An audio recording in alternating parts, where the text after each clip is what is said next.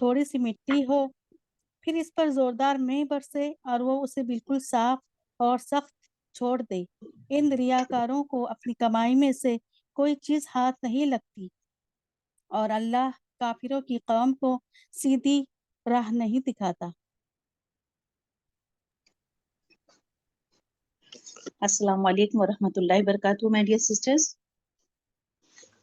इंशाल्लाह हम इसकी तफसील देखते हैं। ऐ ईमान वालों, अपने सदकात को एहसान जतलाकर दुख पहुंचाकर जाया मत करो। इसकी हम तफसील कल कर चुके हैं, काफी तफसील से हमने की थी कि आप सल्लल्लाहु अलैहि वसल्लम ने फरमाया हर मुसलमान को सदका देना जरूरी है। साहबा ने अर्ज किया, या रसूलल्लाह, जिसके पास माल न हो तो आप सल्लल्लाहु अलैहि वसल्लम ने फरमाया वो हाथ से मेहनत करे, खुद भी फायदा उठाए और खैरात भी करे। साहबा ने अर्ज किया, अगर ये भी ना हो सके तो फरमाया अच्छी बात पर अमल करे और बुरी बात से परहेज करे, इसके लिए ये भी सदका है। नेज आप सल्लल्लाहु अलैहि वसल्लम ने फरमाया आग से बचो, खजूर का एक टुकड़ा ही सदके में दो। एक आदमी ने आप सल्लल्लाहु अलैहि वसल्लम से पूछा, कौन सा सदका अजर के लिहाज से बड़ा है? फरमाया जो रमजान में दिया जाए। हज़रत अबू हुरैरा रज़ियल्लाहु ताला कहते हैं कि मैंने रसूलुल्लाह सल्लम से पूछा कि कौन सा सदका अफजल है, तो फरमाया तंगदस्त जो अपनी मेहनत में से सदका करे और उनसे इब्तिदा करे जो तेरे ज़ेरे कफालत हैं। ये अबू दाऊद की हदीस है। एक दफा एक और आदमी ने आपसे यही सवाल किया कि कौन सा सदका अफजल है, तो आप सल्लल्लाहु अलैहि वसल्लम ने फरमाया जो सदका तू तंदुरुस्ती की हालत में करे जबकि तू हिर्स रखता हो और फक्र से यानी फकीरी से डरता हो और दौलत की तमा रखता हो, लिहाजा सदका करने में जल्दी करो। ऐसा ना हो कि जान लबों पर आ जाए तो कहने लगे कि इतना फलां को दो, इतना फलां को दो, हालांकि उस वक्त इसका नहीं बल्कि इसके वारिसों का होता है। आगे जो बताया कि ऐसे शख्स की मिसाल यूं है जैसे एक साफ और चिकना पत्थर हो जिस पर मिट्टी की तह जमी हो, फिर जोर की बारिश बरसने से वो पत्थर जो है सिर्फ पत्थर बाकी रह जाए और मिट्टी बह जाए। तो ये मिसाल रियाकारों के बारे में दी गई है, क्योंकि उनकी नीयत ही दुरुस्त नहीं होती और तो इसी वजह से क्या होता है कि चूंकि नीयत दुरुस्त नहीं है तो फिर वैसे उन्हें फसल भी नहीं मिलती। यानी जिस तरह रियाकार का दरअसल अल्लाह पर और रोज़े आखिरत पर पूरी तरह ईमान ही नहीं होता, तो लोगों को खुश करने के लिए ही अमल करता है। अल्लाह ताला के यहाँ अजर सवाब पाने की उसकी नीयत ही नहीं होती। चुनाचे हदीस में आया है, हजरत अबू हुरैरा रज़ियल्लाहु अन्हु कहते हैं कि मैंने रसूल अल्लाह सल्लल्लाहु अलैहि वसल्लम को ये फरमाते सुना कि क़यामत के दिन पहला आदमी जिसका फैसला किया जाएगा वो एक शहीद होगा। उसे अल्लाह ताला के यहाँ लाया जाएगा, अल्लाह ताला उसको अपनी नेमतें जतलाएंगे जिसका वो एतराफ करेगा। अल्लाह ताला फरमाएगा तो फिर तुमने क्या अमल किया? वो कहेगा मैं तेरी राह में लड़ता रहा हत्ता कि शहीद हो गया। अल्लाह ताला फरमाएंगे कि झूठ कहते हो, तुम तो इसलिए लड़ते रहे कि लोग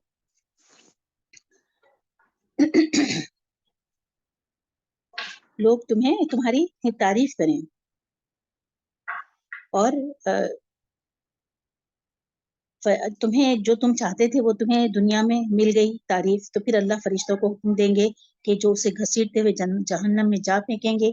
फिर एक और शख्स को लाया जाएगा जिसने दीन का इल्म सिखाया और लोगों को सिखलाया और कुरान पढ़ता था, तो अल्लाह ताला उस पर अपनी नेमतें जतलाएगा जिनका वो एतराफ करेगा। फिर अल्लाह ताला उसे पूछेंगे कि फिर तूने क्या अमल किया? तो वो कहेगा मैंने खुद इल्म सीखा और दूसरों को सिखाया और कुरान पढ़ता पढ़ाता रहा। अल्लाह ताला फरमाएंगे झूठ कहते हो, तुमने तो इल्म इसलिए सीखा था कि लोग तुम्हें आलिम कहें और कुरान इसलिए पढ़ते थे कि लोग तुझे कारी कहें, और तुझे दुनिया में आलिम और कारी कहा जा चुका। फिर अल्लाह फरिश्तों से को हुक्म देगा जो उसे घसीटते हुए दोज़ख में जा फेंकेंगे। फिर एक और शख्स को लाया जाएगा जिसे अल्लाह ने हर किस्म के अमवाल से नवाजा होगा, बेपनाह दौलत दी होगी उसे, अल्लाह उसे अपनी नेमतें जतलाएगा जिनका वो एतराफ करेगा। फिर अल्लाह उसे पूछेगा फिर तुमने क्या अमल किया? तो कहेगा मैंने हर उस राह में माल खर्च किया जिसमें तू पसंद करता था। अल्लाह ताला फरमाएगा झूठ कहते हो, तुम तो इसलिए खर्च करते थे कि लोग तुम्हें सखी कहें और वो जो तुमको दुनिया में कहा जा चुका, پھر فرشتوں کو حکم دیا جائے گا کہ اسے گھسیٹتے ہوئے جہنم میں جا پھینکیں گے. یہ مسلم کی حدیث ہے. تو دکھاوا کرنے کا اور ریاکاروں کا یہ انجام ہوگا. جو دکھاوے کے لیے شو آف کرنے کے لیے خرچ کرتے ہیں تو پھر وہ آخرت میں ان کے لیے کوئی جزا نہیں ہوتی بلکہ وہ سزا کے مستحق ہو جاتے ہیں.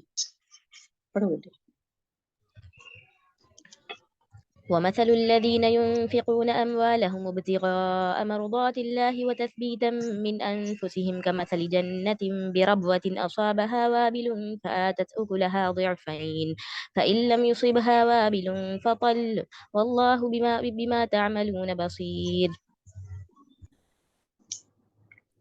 ان لوگوں کی مثال جو اپنا مال اللہ کی رضامندی کی طلب میں دل کی خوشی اور یقین کے ساتھ خرچ کرتے ہیں اس باغ جیسی ہے جو اونچی زمین پر ہو اور زوردار بارش اس پر برسے اور وہ اپنا پھل دگنا لائے، اور اگر اس پر بارش نہ بھی برسے تو پھوار ہی کافی ہے، اور اللہ تمہارے کام دیکھ رہا ہے.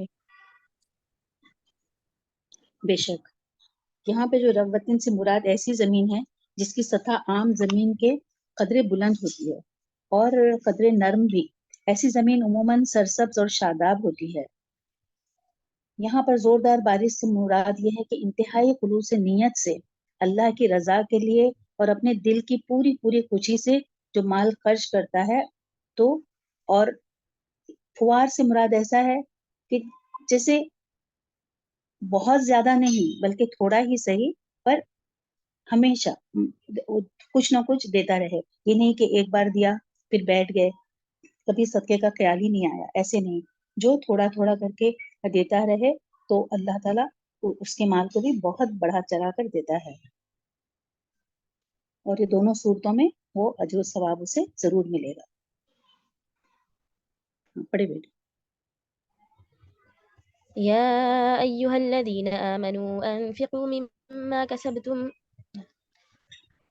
أيود أحدكم أن تكون له جنة من نخيل وأعناب تجري من تحتها الأنهار له فيها من كل الثمرات وأصابه الكبر وله ذرية ضعفاء فأصابها إعصار فيه نار فاحترقت كذلك يبين الله لكم الآيات لعلكم تتفكرون. کیا تم میں سے کوئی بھی یہ چاہتا ہے کہ اس کا کھجوروں اور انگوروں کا باغ ہو جس میں نہریں بہ رہی ہوں اور ہر قسم کے پھل موجود ہوں؟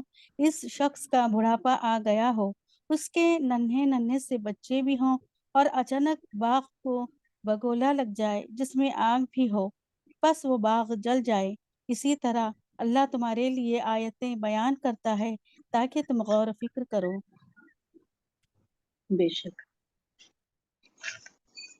یہاں پر اس آیت کے بارے میں ایک دفعہ حضرت عمر رضی اللہ عنہ نے صحابہ سے اس آیت کا مطلب پوچھا تو صحابہ رضی اللہ عنہ نے کہا واللہ عالم. حضرت عمر رضی اللہ عنہ غصے سے کہا یہ کیا بات ہوئی، صاف کہو کہ ہمیں معلوم ہے یا نہیں معلوم. اس وقت ابن عباس رضی اللہ عنہ کہنے لگے امیر المومنین میرے دل میں ایک بات آئی ہے. تو آپ رضی اللہ عنہ نے کہا کہ بھتیجے بیان کرو اور اپنے آپ کو چھوٹا نہ سمجھو. ابن عباس کہنے لگے اللہ نے یہ عمل کی مثال بیان کی ہے. حضرت عمر رضی اللہ عنہ نے پوچھا کون سا عمل؟ تو ابن عباس اس کا کچھ جواب نہیں دے سکے. تو حضرت عمر رضی اللہ عنہ نے کہا کہ یہ ایک مالدار شخص کی مثال ہے جو اللہ کی اطاعت میں عمل کرتا رہا، پھر اللہ شیطان کو اس پر غالب کر دیتا ہے تو وہ گناہوں میں مصروف ہو جاتا ہے اور اس کے نیک اعمال سب کے سب فنا ہو جاتے ہیں. یہ بخاری کی حدیث ہے. یعنی ایسے شخص کی حالت یہاں پر بیان کی گئی ہے، مثال دی ہے کہ بڑھاپے میں جیسے کیا ہوتا ہے کہ بہت زیادہ بڑھاپے میں جو انسان یہ سوچ کر جوانی میں باغ لگاتا ہے کہ بڑھاپے میں مجھے اس کی فصل کام آئے گی، میرے بچوں کے کام آئے گی، اور وہ اس وقت جو کچھ انجوائے کرنا چاہتا ہے اور یہ ساری وہ خوش خیالی اس کی ہوتی ہے کہ اچانک سے ایک جیسے آگ کا گولا آتا ہے وہ سب کچھ ختم ہو جاتا ہے تو اس کا کیا حال ہوگا. وہ تو اس بڑھاپے کو پہنچ چکا، بچے بھی چھوٹے ہیں تو پھر سے وہ تو دوبارہ نہیں کر سکتا. تو یہاں پر یہی بات کی مثال دی گئی ہے.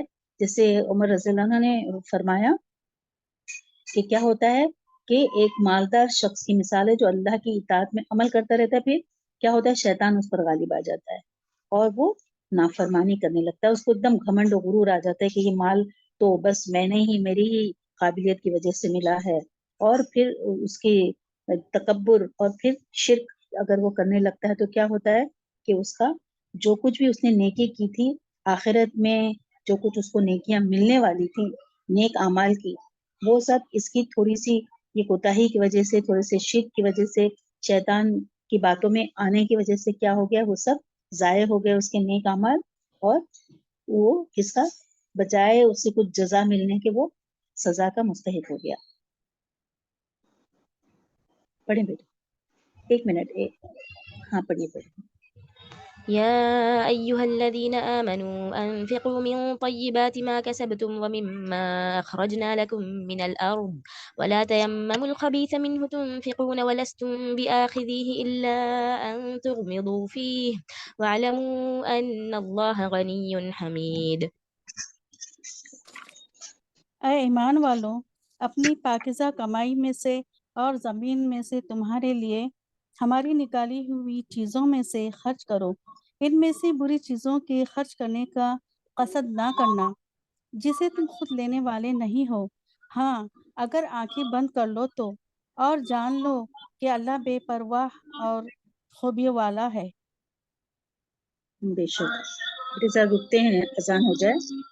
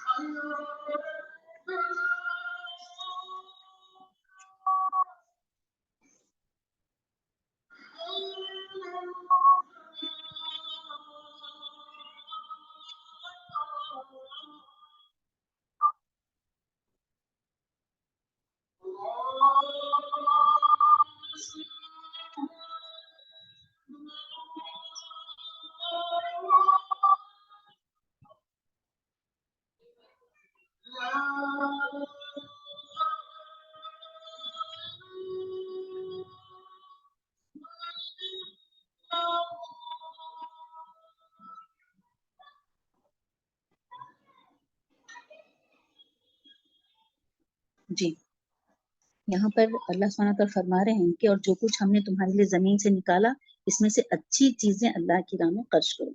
اچھی چیزیں خرچ کرنے کا لیے کہا گیا ہے۔ برا بن عازب رضی اللہ عنہ کہتے ہیں کہ یہ آیت ہم گروہ انصار کے حق میں نازل ہوئی۔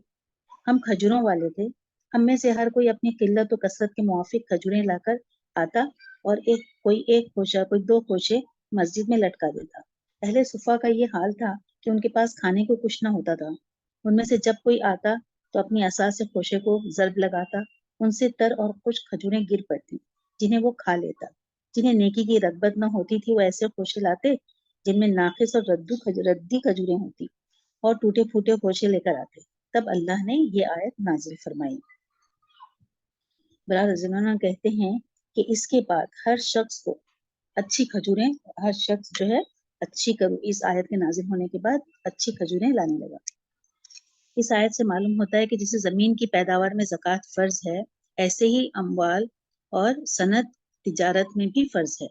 نیز یہ بھی کہ قرض اچھا اور ستھرا مال ہی ہونا چاہیے، ناقص اور ردی مال صدقہ نہیں کرنا چاہیے۔ حضرت ابو موسیٰ اشعری رضی اللہ عنہ کہتے ہیں کہ آپ صلی اللہ علیہ وسلم نے فرمایا کہ ہر مسلمان پر صدقہ کرنا ضروری ہے۔ لوگوں نے کہا یا رسول اللہ جس کے پاس مال نہ ہو تو؟ فرمایا آپ اپنے ہاتھ سے محنت کرے، خود بھی فائدہ اٹھائے اور صدقہ بھی کرے۔ लोगों ने कि अगर ये भी ना हो सके तो फिर अच्छी बात पर अमल करे और बुरी बात से परहेज करे। हज़रत सिमरा बिन जंदुब रज़ियल्लाहु अन्हु फरमाते हैं कि रसूल सल्लल्लाहु अलैहि वसल्लम ने हमें उन तमाम अशिया से ज़कात की अदायगी का हुक्म देते थे जिन्हें हम खरीद व फरोख्त के लिए तैयार करते थे। इस हदीस से एक तो ये बात मालूम होती कि हर बेची जाने वाली चीज पर ज़कात है और इसका जरिया हुसूल तिजारत हो या सनतकारी, यानी जो बनाते हैं खुद घर में चीजें बनाते हैं, मशीनरी होती है, कुछ इंस्ट्रूमेंट्स बनाते हैं, उन सब पर भी ज़कात है।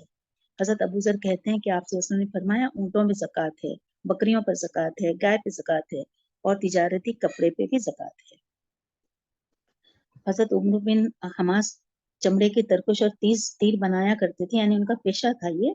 हजरत उमर रज़ियल्लाहु अन्हु उनके पास से गुजरे तो फरमाया इनकी ज़कात अदा करो। वो कहने लगे मेरे पास इन तीरों और चमड़े की तुरकशों के सिवा और क्या है? हजरत उमर रज़ियल्लाहु अन्हु ने फरमाया कि इन्हीं का हिसाब लगाओ और उनकी ज़कात दो। इस हजरत उमर के इस हुक्म से भी सनती पैदावार जो है, जो तुम कुछ बनाते हो, उस पर भी ज़कात वाजिब होना साबित हो जाता है। अलावा अकली तौर पर भी ये बात बड़ी अजीब मालूम होती है कि गरीब किसान तो अपनी पैदावार का 10वां या 20वां हिस्सा ज़कात अदा करे और वो सेठ जो किसान से बहुत कम मेहनत करके करोड़ों रुपए कमा रहे हैं, इस पर ज़कात आयद ही ना हो। ये हद दर्जे की नाइंसाफी है। यहाँ पर काफी तफसील दी गई है, काफी सारी अहादीस हैं इसके बारे में। मैं बस ये कहना चाहूंगी कि जिनके भी पास इस तरह की जमीन की पैदावार है या कुछ सनतकारी है, कारखाने हैं, कुछ मशीनरी तैयार हो रही है, तो उनको भी अपने मकामी मुफ्ती जो है उनसे मालूमात हासिल करके ज़कात अदा करनी चाहिए और ज़कात में अच्छा माल देना चाहिए। ठीक है बेटे, आप पढ़ें। الشيطان يعدكم الفقر ويأمركم بالفحشاء والله يعدكم مغفرة منه وفضلا والله واسع عليم. शैतान तुम्हें फकीरी से धमकाता है और बेहयाई का हुक्म देता है, और अल्लाह तुमसे अपनी बख्शिश और फजल का वादा करता है। अल्लाह वसत वाला और इल्म वाला है।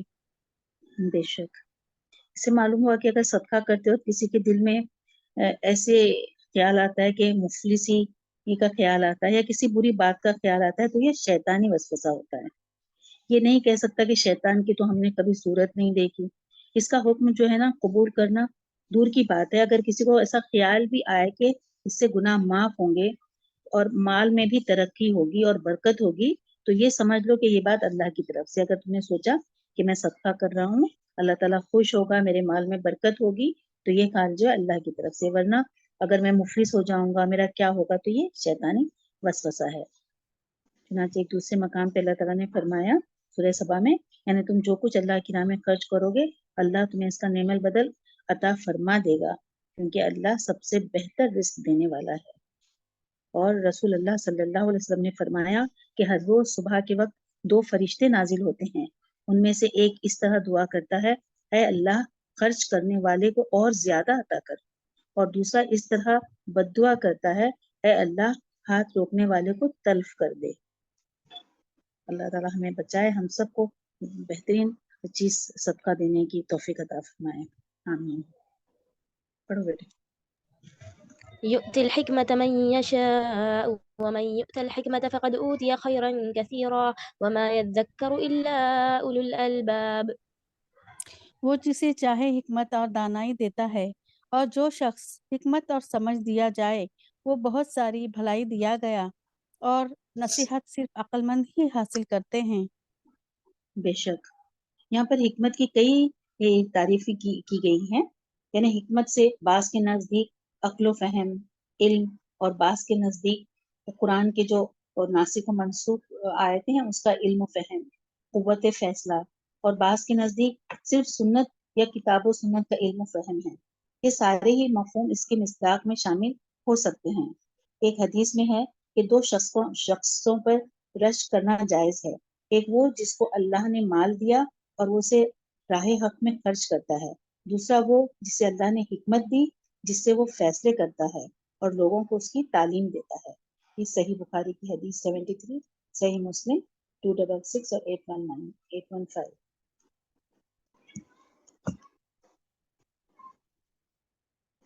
और आप सल्लल्लाहु अलैहि वसल्लम ने फरमाया रासुल हिकमता मकाफतुल्लाह, यानी सबसे बड़ी हिकमत तो अल्लाह का खौफ तकवा है, क्योंकि तकवा ही वो चीज है जो इंसान को बचते बचाते सीधी राह पर गामजन रखने वाली है।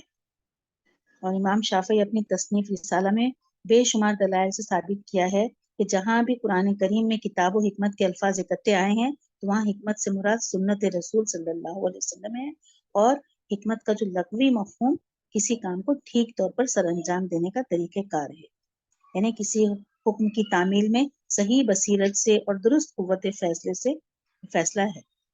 इस आयत में ये बतलाया गया है कि जिसके पास हिकमत की दौलत होगी वो कभी शैतानी राह इख्तियार नहीं करेगा। लिहाजा असल दानिशमंदी ये है कि इंसान जहाँ तक मुमकिन हो खर्च करे, इस दुनिया में अल्लाह उसे उसका नेमुल बतल अता फरमाएगा और आखिरत में भी बहुत बड़ा अजर सवाब अता फरमाएगा, और यही सबसे बड़ी दौलत और हिकमत है।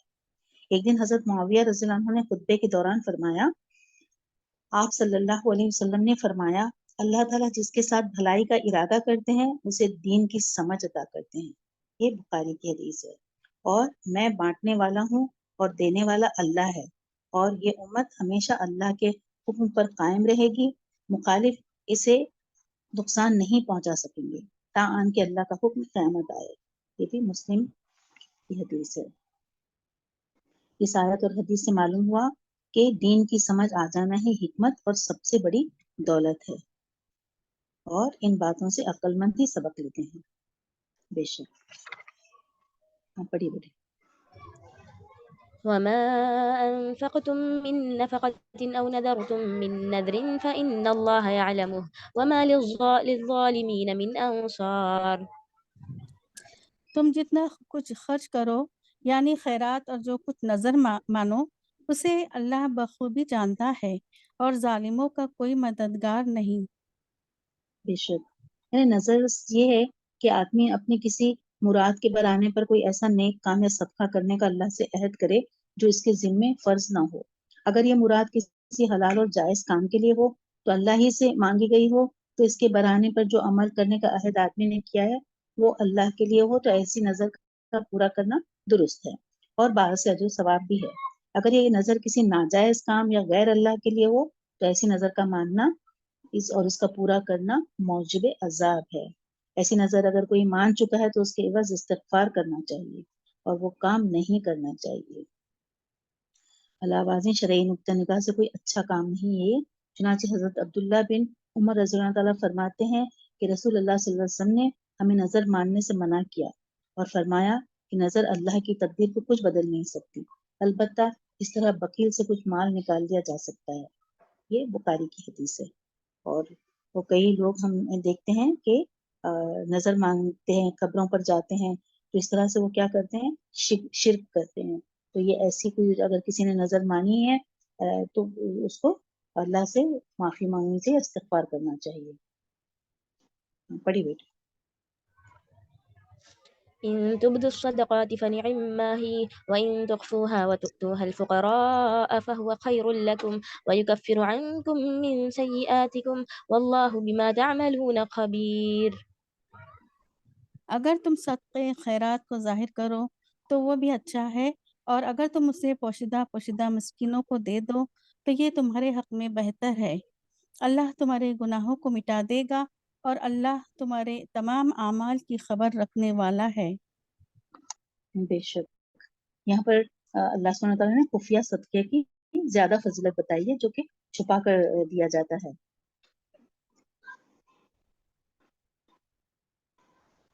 आप हजरत अबू हुरैरा रज़ियल्लाहु अन्हु कहते हैं कि आप सल्लल्लाहु अलैहि वसल्लम ने फरमाया, अल्लाह ताला क़यामत के दिन 7 किस्म के आदमियों को अपने अर्श के साए तले जगह देगा, जिस दिन इसके साए के अलावा और कहीं साया ना होगा।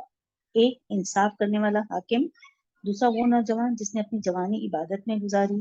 तीसरा, वो शख्स जिसका दिल मस्जिद से लगा रहे। चौथे, वो 2 शख्स जिन्होंने अल्लाह की खातिर मोहब्बत की, अल्लाह की खातिर ही मिल बैठे और अल्लाह की खातिर जुदा हुए। पांचवें, वो मर्द जिसे किसी मर्तबे वाली हसीन और जमील औरत ने बदकारी के लिए बुलाया और उसने कहा मैं अल्लाह से डरता हूँ। छठे, वो शख्स जिसने अल्लाह की राह में यूं छुपाकर सदका दिया कि दाहिने हाथ में जो सदका दिया बाएं हाथ को उसकी कब्र तक न हुई। सातवें, वो शख्स जिसने खिलवत में अल्लाह को याद किया اور اس کی آنکھیں بہہ نکلی. یہ بخاری کی حدیث ہے. تو دیکھیے بہنوں کہ چھپا کر صدقہ دینا کہاں پر اللہ کے عرش کے سائے تلی جگہ دے گا قیامت کے دن. اللہ تعالیٰ ہمیں توفیق عطا فرمائے کہ ہم اس طرح صدقہ دیں. تاہم بعض علماء کہتے ہیں کہ فرضی صدقہ یعنی زکوٰۃ وغیرہ تو اعلانیہ دینا چاہیے تاکہ دوسروں کو بھی ترغیب ہو. اگر کبھی ایسے لگے کہ کوئی سامنے والا بندہ کبھی کچھ دیتا ہی نہیں تو اگر آپ زکوٰۃ دے رہے ہیں تو ایسا دے سکتے ہیں ظاہر کر کے تاکہ اس سے بھی اس کی توفیق ملے کہ وہ بھی برابر وقت پر اور صحیح طریقے سے زکوٰۃ دے. اور یہ جو صدقہ یہ خفیہ دینا زیادہ بہتر ہے جو نفلی صدقہ ہے. ٹھیک ہے بیٹے پڑھ. ليس عليك هداهم ولكن الله يهدي من يشاء وما تنفقوا من خير فلأنفسكم وما تنفقون إلا ابتغاء وجه الله وما تنفقوا من خير يوفى إليكم وأنتم لا تظلمون. انہیں ہدایت پر لا کھڑا کرنا تیرے ذمے نہیں بلکہ ہدایت اللہ دیتا ہے جسے چاہتا ہے اور تم جو بھری چیز اللہ کی راہ میں دو گے اس کا فائدہ خود پاؤ گے. تمہیں صرف اللہ کی رضامندی کی طلب کے لیے ہی خرچ کرنا چاہیے. تم جو کچھ مال خرچ کرو گے اس کا پورا پورا بدلہ تمہیں دیا جائے گا اور تمہارا حق نہ مارا جائے گا. بے شک ابتدا میں مسلمان اپنے غیر مسلم رشتہ داروں اور دوسرے غیر مسلم محتاجوں کو مدد کرنے میں تعامل کرتے تھے. ان کا خیال تھا کہ شاید صرف مسلمان محتاجوں کی ہی مدد کرنی چاہیے، یہی انفاق فی سبیل اللہ ہے. تو یہاں اس آیت میں اللہ تعالیٰ نے ارشاد فرمایا کہ لوگوں کے دلوں میں ہدایت اتار دینے کی ذمہ داری جو ہے آپ پر نہیں، آپ صلی اللہ علیہ وسلم پر نہیں ہے. آپ صلی اللہ علیہ وسلم نے حق بات پہنچا دی، آگے ان کو راہ راست سجھا دینا وہ اللہ کا کام ہے. رہا دنیاوی مال و متاع سے ان کی حاجت پوری کرنا تو اللہ کی رضا کے لیے تم جس حاجت مند کی بھی مدد کرو گے اللہ تمہیں اس کا اجر دے گا. سبحان اللہ.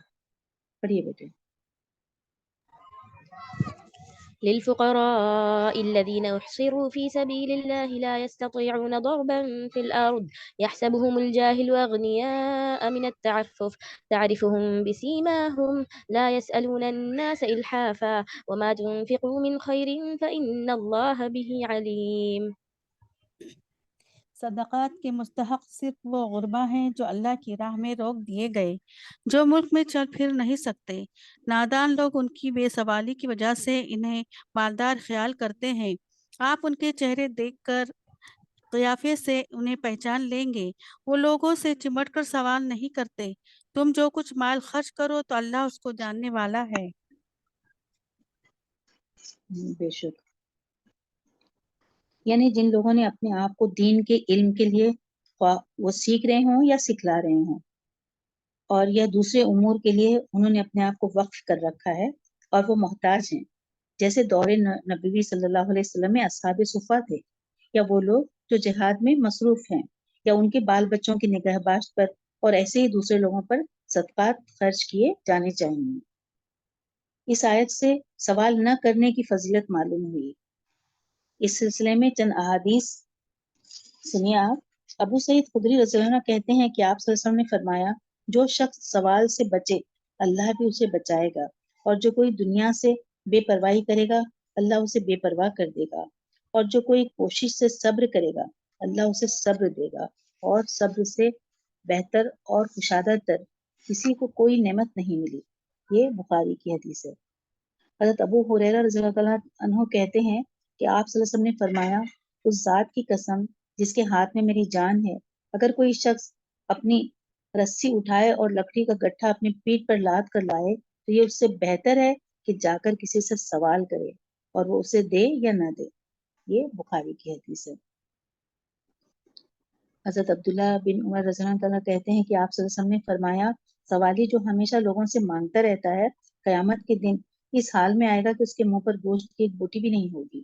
بخاری کی حدیث ہے. حضرت عبداللہ بن عمر رضی اللہ عنہ کہتے ہیں کہ رسول اللہ صلی اللہ علیہ وسلم لوگوں کو ممبر پر صدقہ اور سوال سے بچنے کے لیے خطبہ دے رہے تھے. آپ صلی اللہ علیہ وسلم نے فرمایا اوپر والا ہاتھ نیچے والے ہاتھ سے بہتر ہے.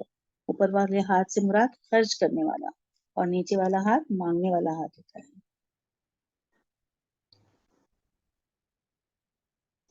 حضرت انس رضی اللہ عنہ کہتے ہیں کہ ایک انصاری نے آپ صلی اللہ علیہ وسلم کے پاس آ کر سوال کیا کہ تمہارے گھر میں آپ صلی اللہ علیہ وسلم نے اس سے پوچھا تمہارے گھر میں کوئی چیز ہے؟ وہ کہنے لگا ہاں ایک ٹاٹ اور ایک پیالہ۔ آپ نے فرمایا دونوں چیزیں میرے پاس لے آؤ۔ وہ لے آیا تو آپ نے ان کو ہاتھ میں لے کر فرمایا کون ان دونوں چیزوں کو خریدتا ہے؟ پھر ایک آدمی نے کہا میں 1 درہم میں لیتا ہوں۔ آپ نے 1 درہم سے پوچھا پھر کہ 1 درہم سے زیادہ کون دیتا ہے؟ تو آپ صلی اللہ علیہ وسلم نے یہ بات 2-3 بار دہرائی تو ایک آدمی کہنے لگا میں انہیں 2 درہم میں لیتا ہوں۔ تو آپ صلی اللہ علیہ وسلم نے 2 درہم لے کر 2 چیزیں اس آدمی کو دے دیں۔ اب آپ صلی اللہ علیہ وسلم نے اس انصاری کو 1 درہم دے کر فرمایا اس کا گھر والوں کے لیے کھانا خریدو اور دوسرے درہم سے کلہاڑی خرید کر میرے پاس لاؤ۔ جب وہ کلہاڑی لے آیا تو آپ صلی اللہ علیہ وسلم نے اپنے دست مبارک سے اس میں لکڑی کا دستہ ٹھونکا، اسے فرمایا جاؤ جنگل سے لکڑیاں کاٹ کر یہاں لا کر بیچا کرو اور 15 دن کے بعد میرے پاس آنا۔ 15 دن میں اس شخص نے 10 درہم کمائے، چند درہموں کا کپڑا خریدا اور چند کا کھانا اور آسودہ حال ہو گیا۔ 15 دن بعد آپ صلی اللہ علیہ وسلم نے فرمایا تیرے لیے اس چیز سے بہتر ہے کہ قیامت کے دن سوال کرنے کی وجہ سے تیرے چہرے پر برا نشان ہو۔ اب دیکھیے کہ جس شخص کا گھر کا اثاثہ ہی ایک ٹاٹ اور پیالہ ہو، اس کے محتاج ہونے میں کچھ شک رہ جاتا ہے، لیکن چونکہ وہ معذور نہیں بلکہ طاقتور تھا، کمانے کے قابل تھا، لہٰذا آپ صلی اللہ علیہ وسلم نے اسے کچھ دینے کی بجائے دوسری راہ تجویز فرمائی، پھر اسے عزت نفس کا سبق دے کر کسب حلال اور محنت کی عظمت و اہمیت بتلائی، جس سے وہ چند دنوں میں آسودہ حال ہو گیا۔ یہ تھا آپ صلی اللہ علیہ وسلم کا انداز تربیت و تزکیہ نفس۔ حضرت صوبان رضی اللہ عنہ کہتے ہیں کہ مجھ سے رسول اللہ صلی اللہ علیہ وسلم نے فرمایا کہ کون ہے جو مجھے ضمانت دے کہ کبھی کسی سوال نہیں کرے گا کسی سے، تو میں اس کو جنت کی ضمانت دیتا ہوں۔ صوبان رضی اللہ عنہ کہتے ہیں کہ میں نے کہا میں اس بات کی ضمانت دیتا ہوں، چنانچہ اس کے بعد انہوں نے کبھی کسی سے سوال نہیں کیا۔ تو دیکھیں یہاں پر بہت ساری حدیثیں ہیں کہ ہمارے پاس اتنا وقت نہیں ہے کہ ہم پڑھیں، لیکن آپ لوگ اب اس چیز کو سمجھ گئے ہیں کہ کیا ہے عزت نفس بہت بڑی چیز ہوتی ہے۔ کبھی کبھی کسی کو کیا ہوتا ہے مانگنے کی نا عادت سی پڑ جاتی ہے، اچھے خاصے ہوتے ہیں پھر بھی ایسا ہے کہ کوئی دے رہا ہے نا تو مانگو، چلو یہاں سے ملتا ہے، نہیں نہیں مجھے یہ چاہیے یہ چاہیے، کبھی ختم ہی نہیں ہوتا۔ تو آپ صلی اللہ علیہ وسلم نے مانگنے سے منع کیا، سوال مت کرو، صبر کرو، کوشش کرو، اللہ سے دعا کرو۔ تو اور کیا بتایا کہ جو دینے والا ہاتھ ہے وہ بہتر ہے لینے والے ہاتھ سے۔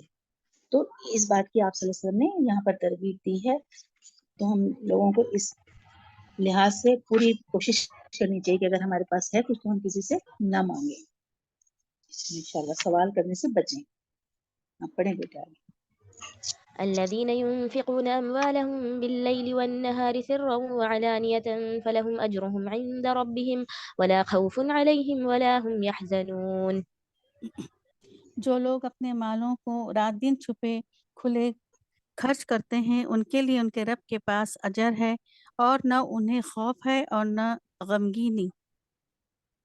سبحان اللہ، بے شک یہاں پر بیٹے یہی جو ابھی تک بات چل رہی صدقات و خیرات کی، بس یہ آیت تو سمجھیے اس کا ایک نچوڑ ہے، یعنی آخر میں ایک دفعہ پھر صدقے کی ترغیب دی جا رہی ہے، اور صدقات و خیرات سے جہاں آپس میں ہمدردی، مروت، بھائی چارگی، فیاضی پیدا ہوتی ہے، وہاں طبقاتی تقسیم بھی کم ہو جاتی ہے، اور اللہ تعالیٰ کیا ہے، اللہ تعالیٰ کے پاس اس کا اجر و ثواب ملتا ہے اور دل کو خوشی سکون ملتی ہے، اور کچھ خوف اور غم نہیں ہوتا۔ جو جب اس کا اجر ملتا ہے نا تو ایسے لوگ جو اللہ کی راہ میں صدقہ خیرات کرتے رہتے ہیں اور بہت پرسکون رہتے ہیں نا، خوشی ہوتی ہے اندر سے۔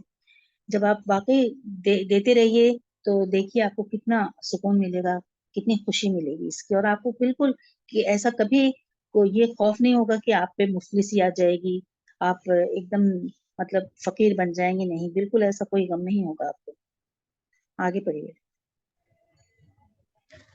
الذين يأكلون الربا لا يقومون إلا كما يقوم الذي يتخبطه الشيطان من المس، ذلك بأنهم قالوا إنما البيع مثل الربا وأحل الله البيع وحرم الربا، فمن جاءه موعظة من ربه فانتهى فله ما سلف وأمره إلى الله ومن عاد فأولئك أصحاب النار هم فيها خالدون۔ سود خور लोग न खड़े होंगे मगर इसी तरह जिस तरह वो खड़ा होता है जिसे शैतान छू कर खपती बना दे। ये इसलिए कि ये कहा करते थे कि तिजारत भी तो सूद ही की तरह है। हालांकि अल्लाह ने तिजारत को हलाल किया और सूद को हराम। जो शख्स अपने पास आई हुई अल्लाह की नसीहत सुनकर रुक गया, उसके लिए वो है जो गुजरा और उसका मामला अल्लाह की तरफ है, और जिसने फिर भी किया वो जहन्नुमी है। ऐसे लोग हमेशा ही इसमें रहेंगे। बेशक।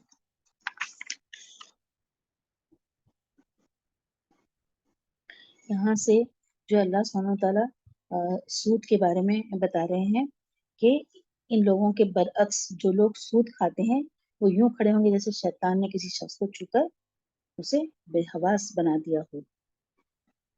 और जिनका ये कौल है कि तिजारत भी तो आखिर सूद ही है।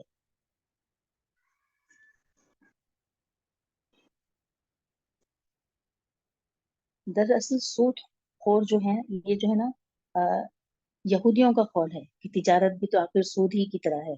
वही ये कहते हैं क्योंकि वो बहुत ज्यादा सूद लेते हैं और उनका ज्यादा काम यही है सूद लेना। और आजकल तो बहुत से मुसलमान भी इस नजरिए की नुमाइंदगी करते हैं कि जो है सूदी कर्ज दरअसल मतलब ऐसा लगता है कि उनका जो भी कामकाज है कुछ अगर वो बड़े पैमाने पे कुछ बिजनेस या तिजारत करना चाहते हैं तो वो हो ही नहीं सकता जब तक कि वो कहीं से कर्ज न लें बैंक वगैरह से, जैसे उनके सनती कारोबार के लिए जरूरी है। और वो कहते हैं कि उस वक्त तो ये बातें नहीं थी, तो उस वक्त उन्हें जरूरत नहीं थी, लेकिन आज इसकी जरूरत है तो उसको जस्टिफाई करते हैं कि वो सूद ले सकते हैं। लेकिन यहाँ पर सूद लेने को सख्ती से मना किया गया है कि जो सूद है ये जो है हराम है। हराम यहाँ पर बताया गया है।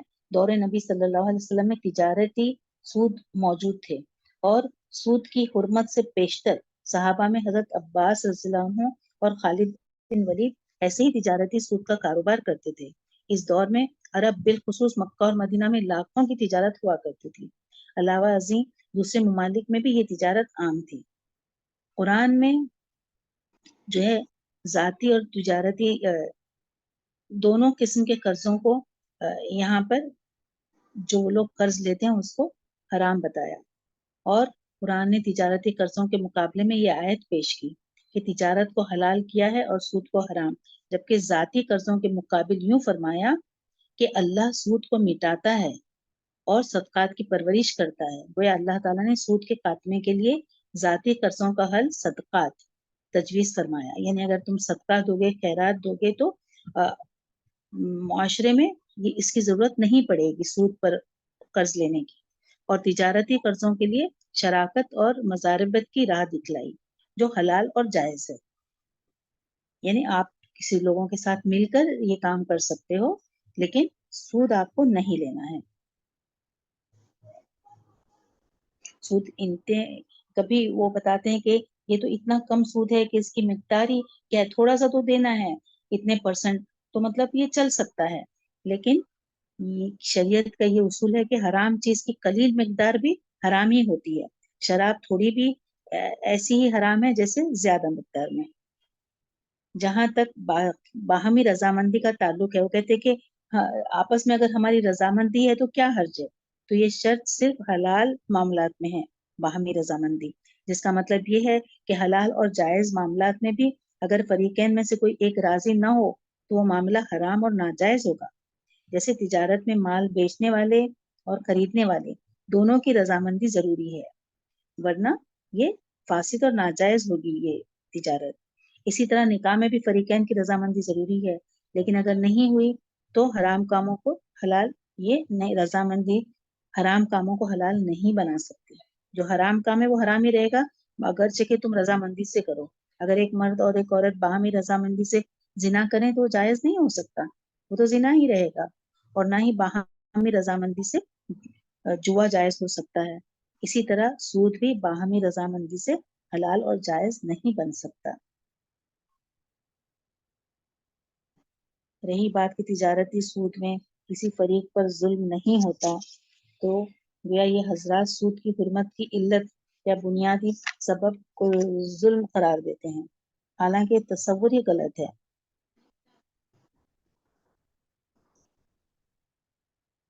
یہاں پہ یہ اس کی جو سود کی حرمت کا بنیادی سبب ظلم نہیں ہے بلکہ بیٹھے بٹھائے اپنے مال میں اضافے کی وہ ہوس ہے جس سے ایک سرمایہ دار اپنی فاضل دولت میں طے شدہ منافع کی ضمانت سے یقینی اضافہ چاہتا ہے، اور جس سے زر پرستی، سنگ دلی اور بخل جیسے اخلاقی رذیلے عادتیں جو اخلاق رذیلہ جنم لیتے ہیں. اب ایک مسلمان کا کام تو یہی ہونا چاہیے کہ جب اللہ نے سود کو حرام کر دیا تو اس کے حکم کے سامنے سر تسلیم کم کر دے، خواہ اسے سود اور تجارت کا فرق اور ان کی حکمت سمجھ آئے یا نہ آئے. تاہم جو لوگ یہ نظریہ پیش کرتے ہیں کہ تجارت بھی سود ہی کی طرح ہے، تو اللہ نے انہیں انتہائی بدھو قرار دیا ہے، جیسے جسے کسی جن نے یا آصف زدہ بنا دیا ہو اور وہ اپنی خود غرضی اور ضرر پرستی کی ہوس میں ایک دم کپتی ہو گئے ہیں. انہیں تجارت اور سود کا فرق ہی نظر نہیں آ رہا، چونکہ وہ زندگی میں باولے ہو رہے ہیں، لہٰذا قیامت کے دن بھی ایسی حالت میں اپنی قبروں سے اٹھیں گے. سود ایک طے شدہ شرح کے مطابق یعنی منافع ہوتا ہے، جبکہ تجارت میں منافع کے ساتھ نقصان کا احتمال بھی موجود ہوتا ہے، خواہ کوئی شخص اپنے ذاتی سرمایہ سے تجارت کرے یا کسی کی شراکت کے ساتھ. کسی کے ساتھ میں لے کر بھی اگر پارٹنرشپ میں بھی کر رہا ہے تو وہ بہرحال سود ہی رہے گا.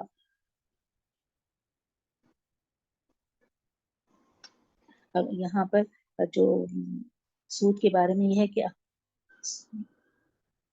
جو شخص سود نہیں لے گا تو وہ اس کے جو ہے اخلاق حسنہ اس سے پرورش پاتے ہیں، جس سے معاشرے میں اخوت اور خیر و برکت ہوتی ہے. جو صدقہ و خیرات کرتے ہیں اور سود کو حرام سمجھتے ہیں، اور ان کے وہاں پر طبقاتی تقسیم بھی مٹتی ہے، جبکہ سود سے اخلاق رذیلہ مثلا خود غرضی، مفاد پرستی، بخل اور سنگدلی پیدا ہوتی ہیں. سود کی حرمت کی علت یہی اخلاق رذیلہ اور ہوس زرپرستی ہے.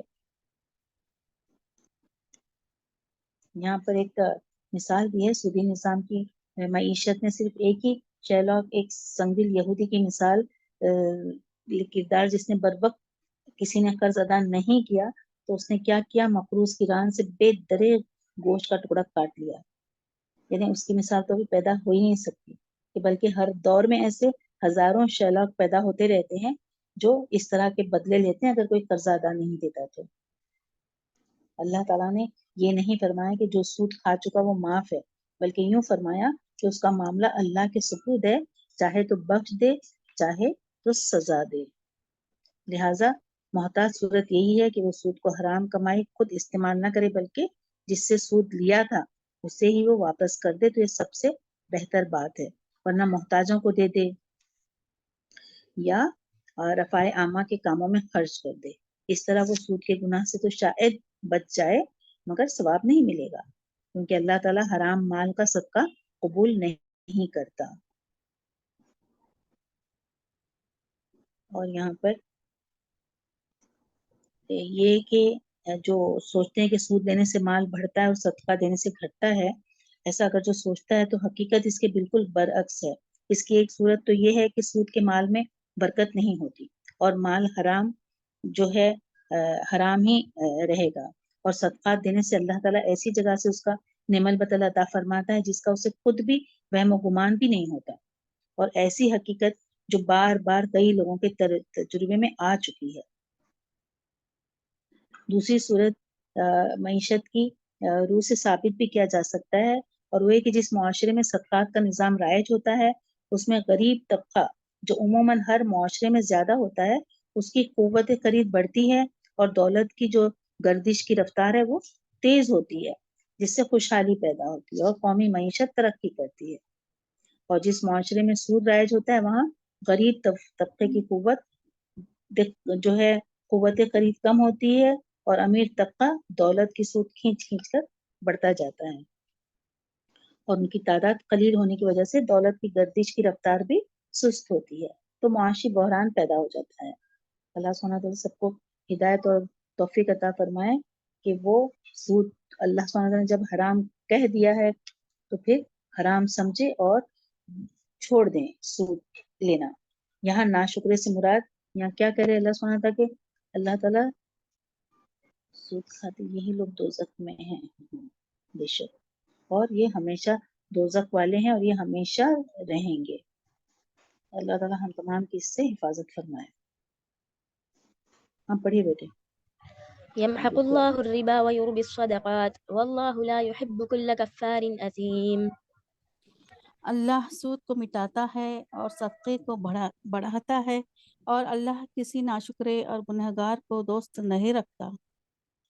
بے شک یہاں ناشکرے سے مراد وہ سود خور ہے جس کے پاس اپنی ضرورت سے زائد رقم موجود ہے، جیسے وہ اپنے کسی محتاج بھائی کی مدد کرنے پر آمادہ نہیں ہوتا، نہ اسے صدقہ دینا چاہتا ہے، نہ قرض حسنہ دیتا ہے، بلکہ الٹا اس سے اس کے گاڑے پسینے کی کمائی سود کے ذریعے سے کھینچتا ہے، حالانکہ زائد روپیہ اس پر محض اللہ کا فضل تھا۔ جو بھی وہ تو اتنا دولت مند تھا تو اس کا اللہ کا فضل تھا، وہ صدقہ کرتا تو بہتر ہوتا، لیکن اس نے کیا کیا؟ سود پر وہ پیسے دیے، اور صدقہ یا قرض دے کر اسے اللہ کے اس فضل کا شکر ادا کرنا چاہیے تھا، مگر اس نے زائد رقم کو سود پر چڑھا کر اللہ کے فضل کی انتہائی ناشکری کی، لہٰذا اس سے بڑھ کر بد عملی اور گناہ کی بات اور کیا ہو سکتی ہے۔ ہم پڑھیے۔ إن الذين آمنوا وعملوا الصالحات وأقاموا الصلاة وآتوا الزكاة لهم أجرهم عند ربهم ولا خوف عليهم ولا هم يحزنون۔ بے شک جو لوگ ایمان کے ساتھ نیک کام کرتے ہیں، نمازوں کو قائم کرتے ہیں اور زکوٰۃ ادا کرتے ہیں، ان کا اجر ان کے رب کے پاس ان کا اجر ان کے رب کے پاس ہے، ان پر نہ تو کوئی خوف ہے اور نہ اداسی اور غم۔ بے شک یہ آیت کے درمیان میں اس لیے آئی کہ یہاں پر دیکھیے بات کے سود کی صدقہ خیرات کی چل رہی تھی، لیکن یہاں پر جو لوگ ایمان لائے انہوں نے اچھے کام کیے، نماز قائم کرتے تھے، زکوٰۃ ادا کرتے تھے، یہ آیت اس لیے آئی کہ سود خور کے مقابلے میں متقی لوگوں کا حال بیان کر دیا جا رہا ہے، کہ جیسے کہ قرآن کریم میں جا بجا یہی دستور ہم دیکھیں گے کہ جہاں اہل دوزخ کا ذکر آتا ہے تو ساتھ اہل جنت کا بھی ذکر آ جاتا ہے، اس کے برعکس بھی اس کے بعد سود کے مضمون کا تسلسل جاری رکھا گیا ہے۔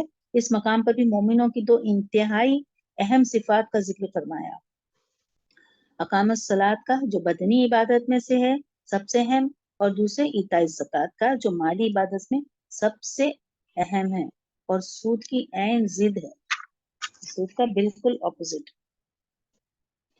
پروردگار کے پاس ہے اس کا اجر جو زکوٰۃ دیتے ہیں، نماز قائم رکھتے ہیں، اور انہیں نہ ہی کوئی خوف ہوگا اور نہ وہ غمگین ہوں گے۔ بے شک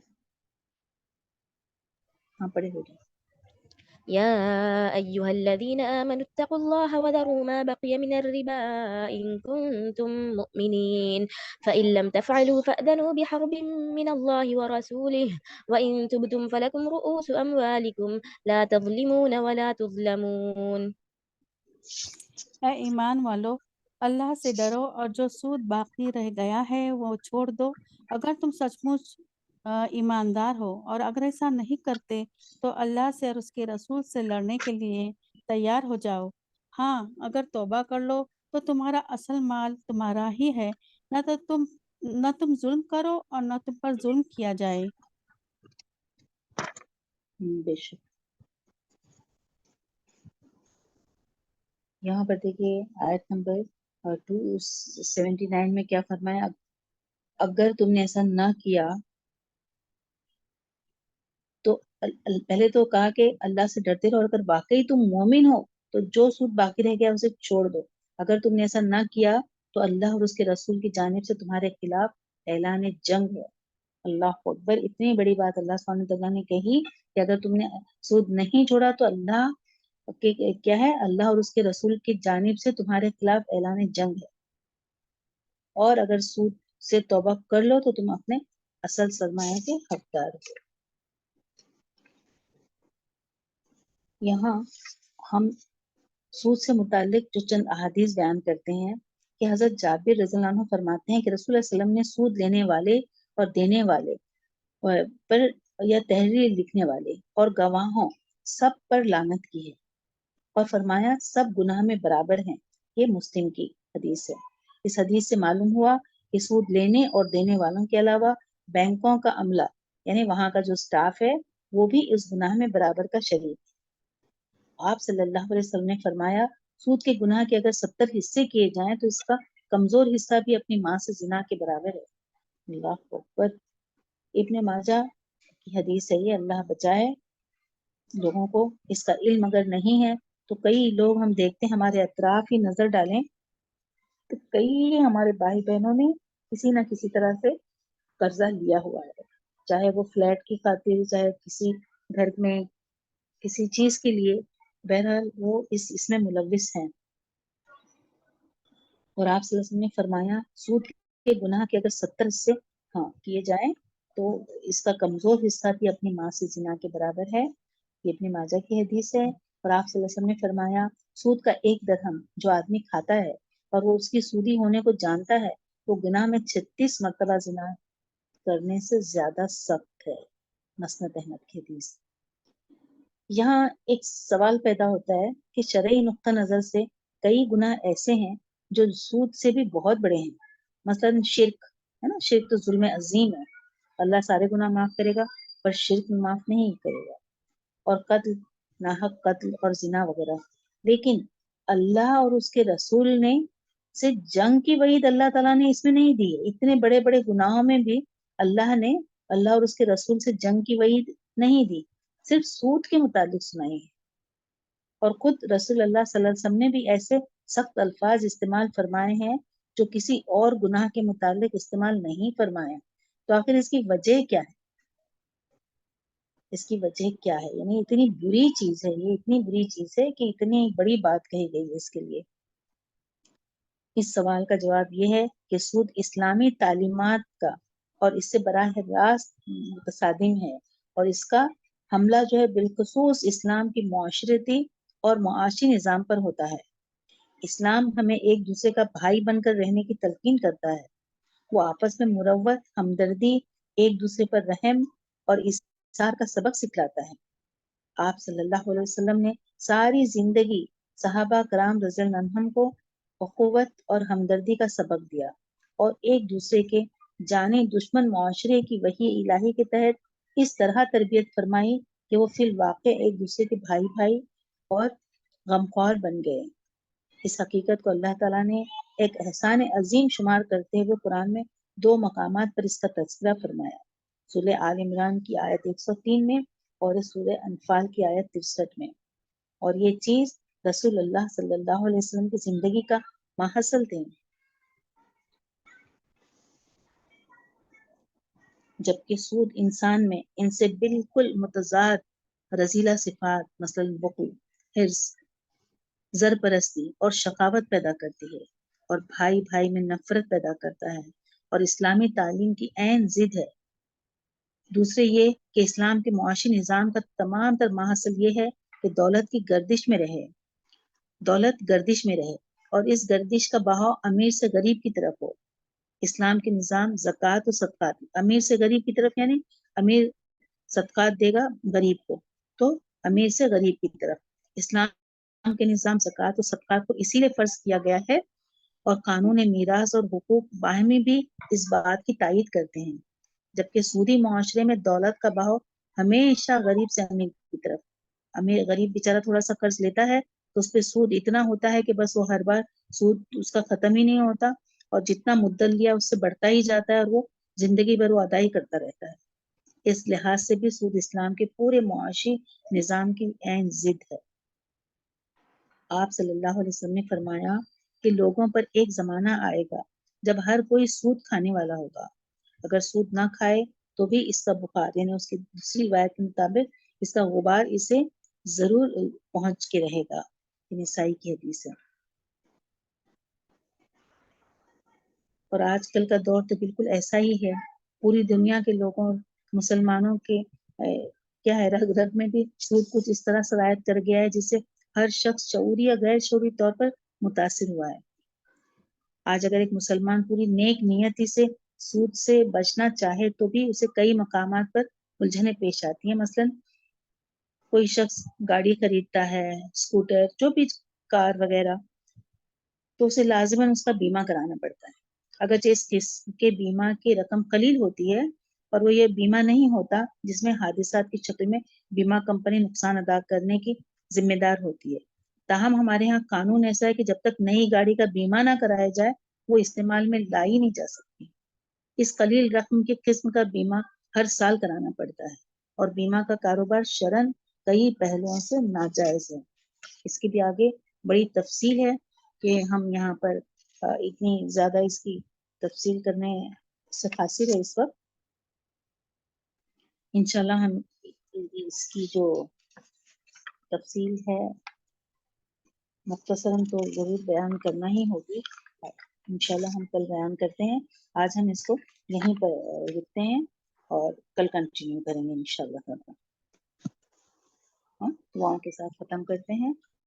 سبحان اللہ و بحمدہ سبحان اللہ العظیم. اللہم صلی علی محمد وعلی آل محمد کما صلیت علی ابراہیم وعلی آل ابراہیم انک حمید مجید. اللہم بارک علی محمد وعلی آل محمد کما بارکت علی ابراہیم وعلی آل ابراہیم انک حمید مجید. رب زدنی علما رب اشرح لی صدری ویسر لی امری واحلل عقدۃ من لسانی یفقهوا قولی. رب یسر ولا تعسر وتمم بالخیر بک نستعین. اللہم افتح علینا حکمتک وانشر علینا رحمتک یا ذا الجلال والاکرام. اللہم ارنا الحق حقا وارزقنا اتباعہ وارنا الباطل باطلا وارزقنا اجتنابہ. ربنا فقہنا فی الدین ربنا لا تزغ قلوبنا بعد إذ هديتنا وهب لنا من لدنک رحمہ انک انت الوہاب. یا مقلب القلوب ثبت قلبی علی دینک. آمین یا رب العالمین. یا ارحم الراحمین. ہم نے جو کچھ پڑھا ہے اللہ تعالیٰ ہمارے دلوں میں اتار دے. میرے مالک سود کو اللہ سبحانہ تعالیٰ نے اپنے سے اور رسول اللہ علیہ وسلم سے جنگ کے برابر بتایا ہے. تو ہم تمام جو بھی اس میں ملوث ہیں یا اللہ تعالیٰ ان کی غیب سے مدد فرما اور وہ جو ہے سود کسی بھی طرح سے نہ لیں نہ دیں. یا رب العالمین ہم تمام کو قرآن و حدیث کو پڑھ کر سمجھ کر اس پر عمل کرنے کی توفیق عطا فرما. جن جن بہنوں نے دعائیں مانگنے کے لیے کہا ہے اللہ تعالیٰ ان کے دلوں کا حال تو جانتا ہے. انہیں ان کی چاہت کے مطابق یا اللہ تعالیٰ جو کچھ ان کے حق میں بہتر ہے ضرور عطا فرما. آپ صلی اللہ علیہ وسلم نے جو دعائیں مانگی ہیں وہ عطا فرما ہمیں, اور جس سے پناہ چاہیے ہمیں پناہ میں رکھ. ہم کو یا اللہ تعالیٰ جو بیمار ہیں انہیں شفائے کاملہ و عاجلہ عطا فرما. جو گزر گئے انہیں جنت الفردوس میں اعلیٰ مقام عطا فرما. جنہیں اولاد نہیں انہیں نیک و صالح اولاد عطا فرما. اور جن کے رشتے کہیں کے مستحق ہیں جو لڑکے لڑکیاں ان کو صحیح جوڑے عطا فرما. یا رب العالمین یا رحمت آمین. جن کی اولاد فرما بردار نہیں انہیں فرما بردار بنا دے اور ہر ایک کو نماز کا پابند بنا. ساری دنیا میں جو مسلمانوں پر ظلم و ستم ہو رہا ہے یا اللہ تعالیٰ تو غیب سے ان کی مدد فرما. یا رب العالمین ہر شر سے محفوظ رکھ. ہمیں کسی آزمائش میں نہ ڈال یا اللہ تعالیٰ. ہماری ایک سی کوشش ہے یا اللہ تعالیٰ کہ لوگوں تک تیری بات پہنچے, قرآن کو سمجھ کر عمل کرنے والے بن جائیں, اسے پوری کر. آمین. سبحان ربک رب العزت عما یصفون والسلام علی المرسلین والحمد للہ رب العالمین. سبحانک اللہم وبحمدک اشہد ان لا الہ الا انت استغفرک واتوب الیک. السلام علیکم ورحمۃ اللہ وبرکاتہ. My dear sisters, for attending this session, having so much patience, giving so much time.